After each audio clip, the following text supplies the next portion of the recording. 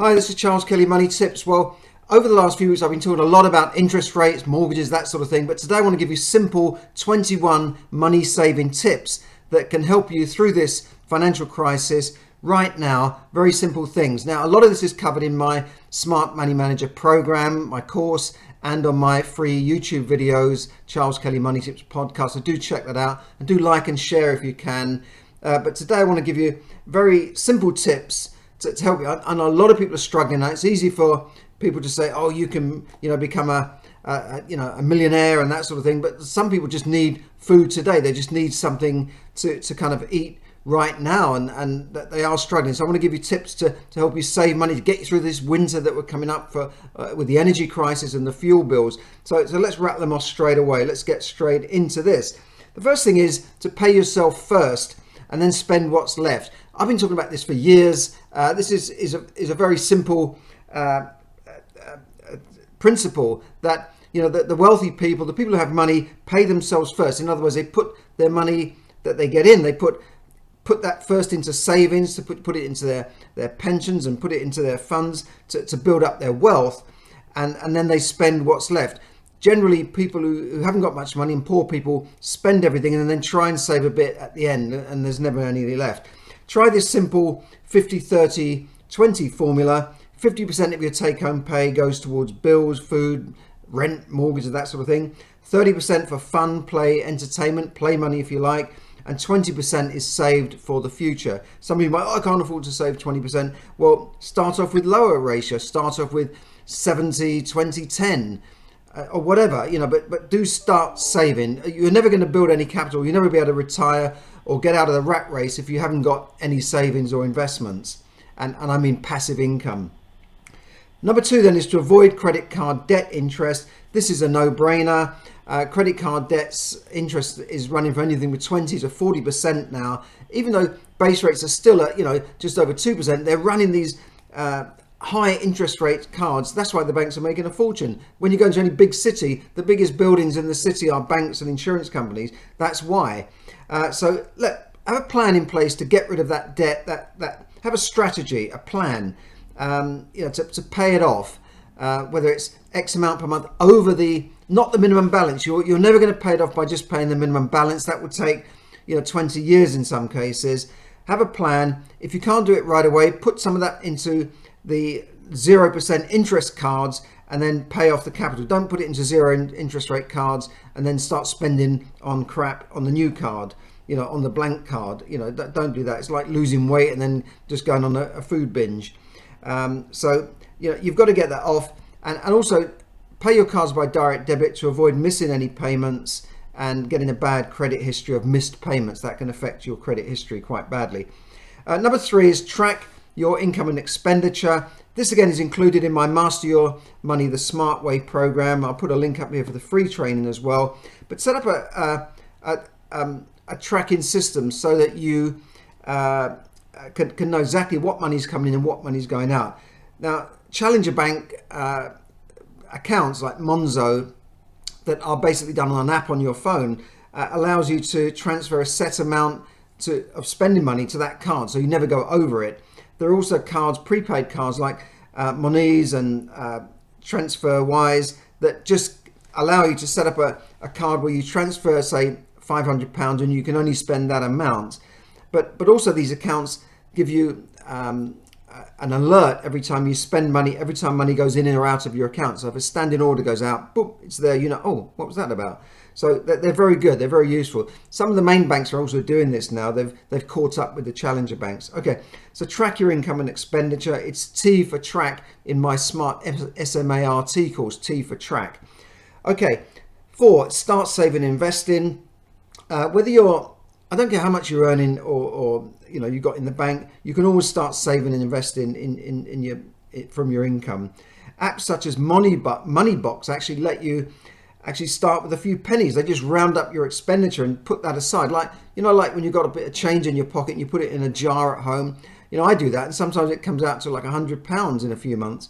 Not so much now because there's not so much cash about, but this is Moneybox thing, and I put a link up, is the same sort of principle. You can legally shelter your money from future tax by putting it into things like ISAs and pensions.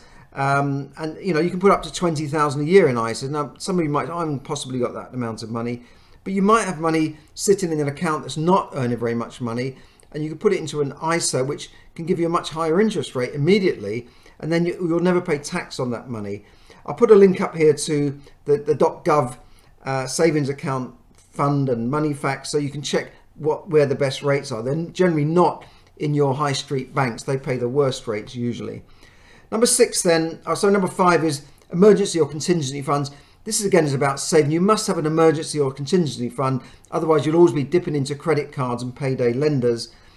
You should have 3, ideally 6 months money put aside, so that if you lost your job, you've got that money there. And we saw this during the last couple of years. People lost their jobs and they couldn't even manage to survive till the end of the month. Number 6 then is loyalty cards. Loyalty doesn't always pay. This is about switching suppliers to give you the best deal possible. If you check any good comparison sites like, I don't know, MoneySupermarket, uswitch, I guarantee you can save money within half an hour. The average household, Ofgem said, can save $300 a year by switching to better energy providers. I know energy has gone up through the roof, but you've got to look at this. You've got to keep searching out there for better deals. Loyalty doesn't pay, and check out your utility statement, and then go to these comparison sites, your bill statement. Then check out what money you could save there. And that's the same for maybe shops or brands that you buy. It doesn't always pay to stay with that same brand for the rest of your life. So if you've always brushed your teeth with Colgate, why? I'm sure you could go and get an own brand, cheaper brand, similar stuff. Same with foods, and I'll go on to that in a second. Okay, reduce your car insurance. Again, you can find this on comparison sites. Don't just auto renew. I've been guilty of this myself. You get this, you've auto renewed. Okay, leave it at that. But when you phone up and start shopping around, you can save yourself hundreds of pounds. And also, people are now using their cars less, so you can actually, whereas your insurer might have based your insurance premium on 10,000 miles a year, you say, well, look, I'm only doing 3,000 miles a year. You should get a reduction in your insurance. I got that myself. Number 8 is to review your mortgage. Over 100,000 people every month, according to the BBC, are reaching the end of a fixed rate deal. That means their mortgage could go up by 300% or £1,000 a year. It's a horrendous situation. Staying with the lender means you automatically go onto a variable rate at the end of your fixed rate, and they're very mean with their fixed rate deals. If you move around, you could save yourself hundreds, if not thousands of pounds a year. Go to an independent mortgage broker or an independent financial advisor. Even if your deal has 6 months left, 12 months left to run, start looking now. It might be better to switch now and pay a penalty than wait until interest rates go up, because I think they're going up again as early as November. And that again is covered in my Smart Money course. R for review. Keep reviewing things. Keep looking at what you're doing, so that you're not like a ship sailing off course and could end up you're sailing to New York in the old days and you end up in Newfoundland in Canada or somewhere. You've got to keep tracking and reviewing where you're going, right? Okay, number 9 is to check your tax code so that you might pay less with HMRC. Look at your tax code on your pay slip. Your tax code is the 3 numbers. If you add a 0 to it, that's how much you would be able to earn without paying tax. If you don't understand it, check with your HR, your employer or an accountant, because you could end up getting a rebate. Also, people working from home could be entitled to claim tax relief on the fact that they're working from home. Look at that, check out take advice on that with an accountant. That could save you hundreds of pounds a year. Number 10 is to look for old bank accounts and pension policies, insurance policies. There are billions of pounds sitting in insurance company and banks accounts because of unclaimed money, and eventually I think they use it. I don't know how they eventually tie it up, but have a root through your old paperwork or contact organisations like the Association of British Insurers, and check these things. Also check your council tax band. You might be paying too much. You might be able to query that. You might not be claiming a single person's discount, or you might be a carer for someone and there might be benefits there from council tax discounts.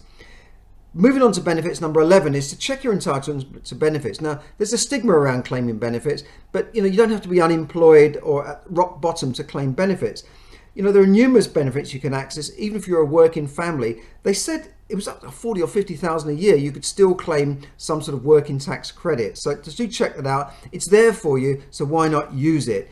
Don't be ashamed about that. Go online. You can check out if you're entitled to a whole. I mean, it's so complicated. You could do a whole episode on benefits, but you know, there is information out there from Citizens Advice and that sort of thing. So if you're entitled to something, even if you're working and struggling, you may be entitled to benefits, some sort of discount, free dental, free healthcare, whatever it is. There's stuff out there you can get. Number 12 is to reduce your grocery bill. A lot of our, especially low paid, spend a high proportion of their income on food and washing powder and essentials and personal items. So a couple of things here. You know those 2-for-1 offers, or 2 for 3 or 3 for 2? Sometimes they're a bit of not a rip-off, but they're no cheaper than just buying individually, and often your food gets wasted because you can't even use them. I'm guilty of this myself. You know, you buy all these avocados and they stay ripe for about half an hour, and then you throw them in the bin. Anyway, another tip there is to, you know, buy own brand stuff from supermarkets. I briefly touched on that earlier.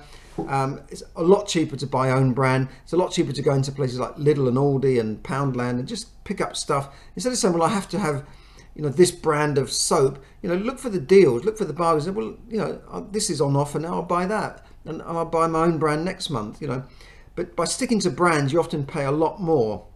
And this is why companies like Unilever and Procter & Gamble are some of the biggest corporations in the world, because people have this brand loyalty and they stick to using Colgate toothpaste the rest of their life, you know.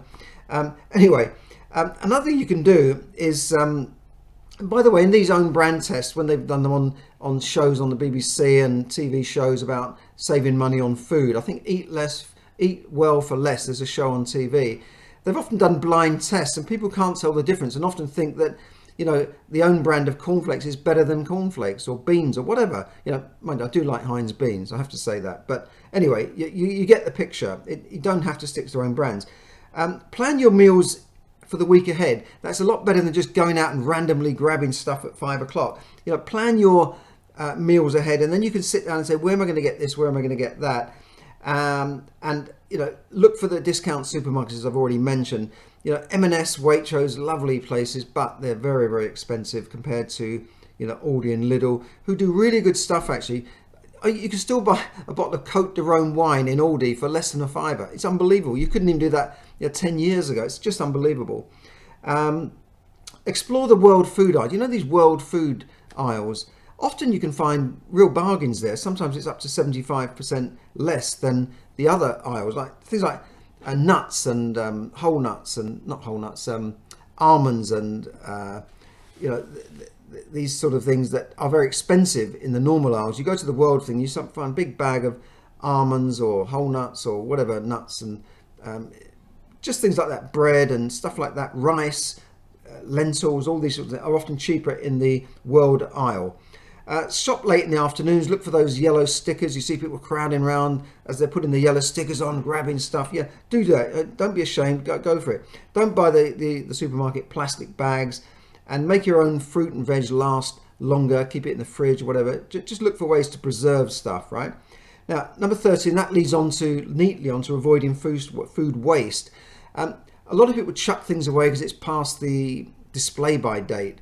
I tend to keep things longer. I use my common sense, my eyes, my nose to see if something's gone off before I throw it away.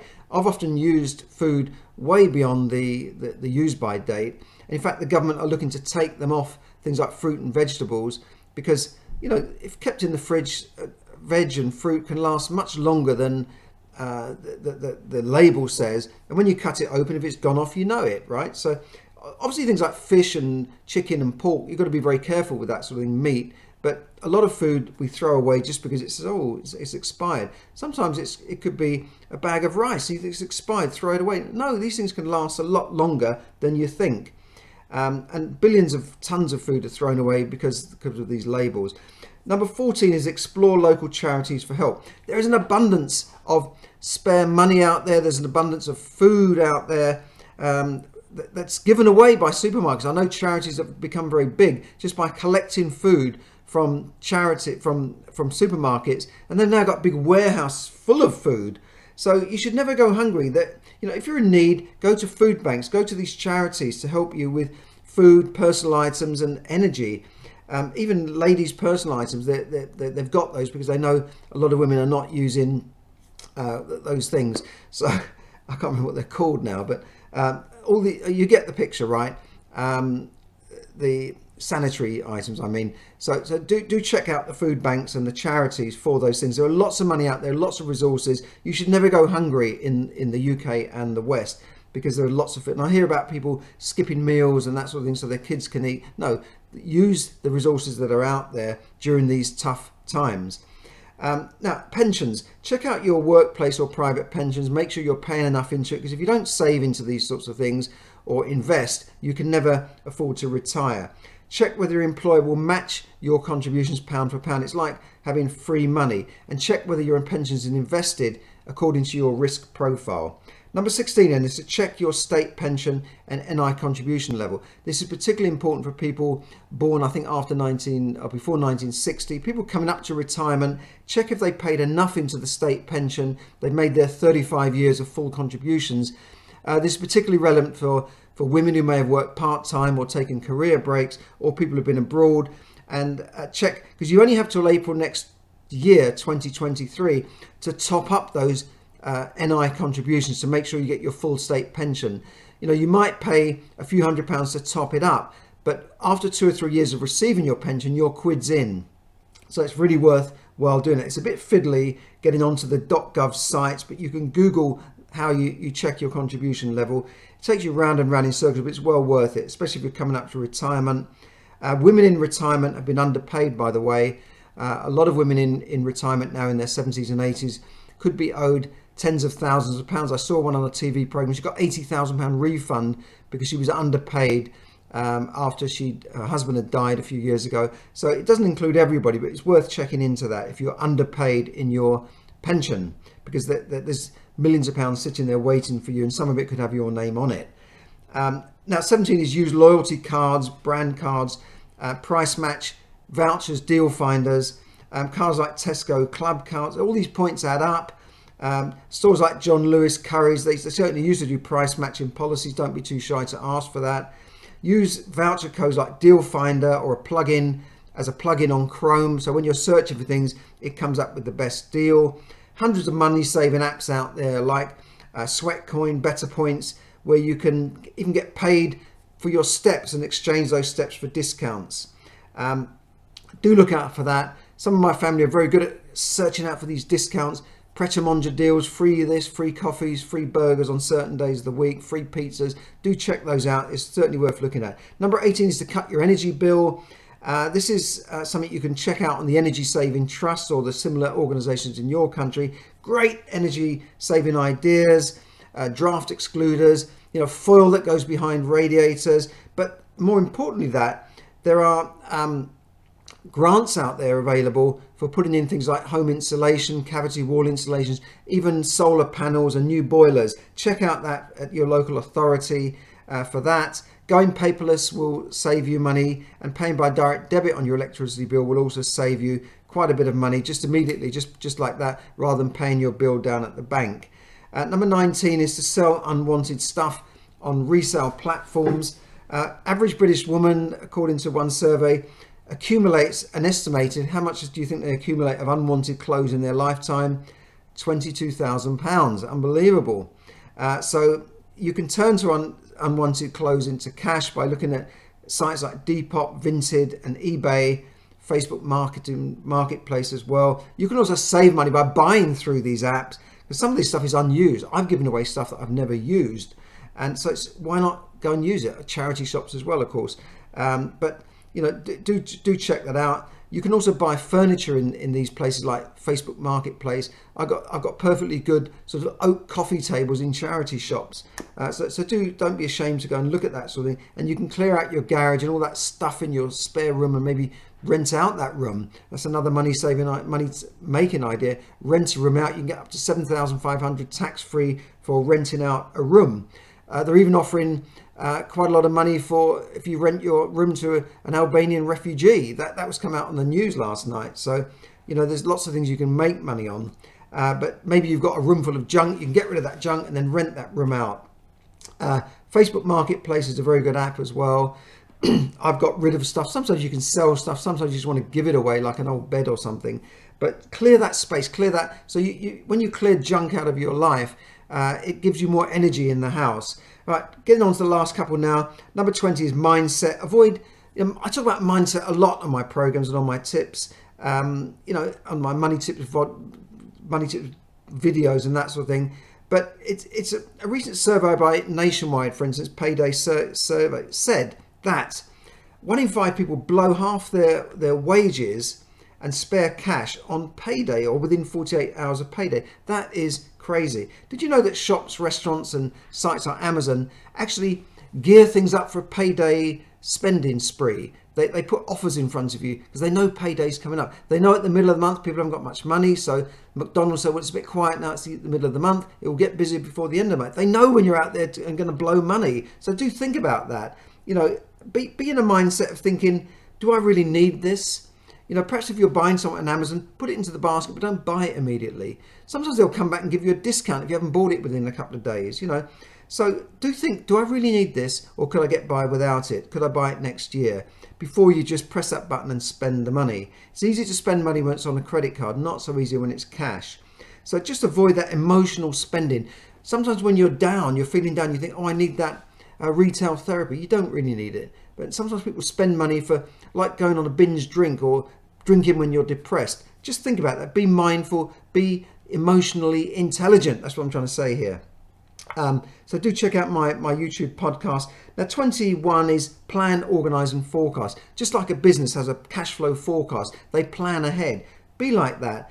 Plan the week ahead, plan the month ahead, plan the year ahead. It's part of life planning, and this will make a huge difference to how much money you have. Know how much you've got in the bank. Know how much you own. Know how much is coming out of your bank the next day so you don't go overdrawn. Know how much is coming out before the end of the month. Don't be like these people that always get fined by their banks for going overdrawn all the time. Overdraft limit interest rates now is over 40%, by the way.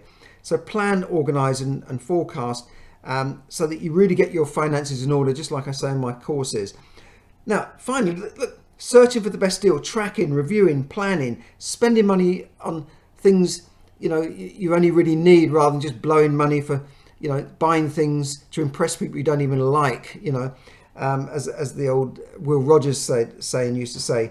Look, it's all part of life planning. It's part of building proper habits so that you can start accumulating money. I've saw this in my life as a financial advisor. People who had good habits in life and were organized tended to get on better and were wealthy rather than broke.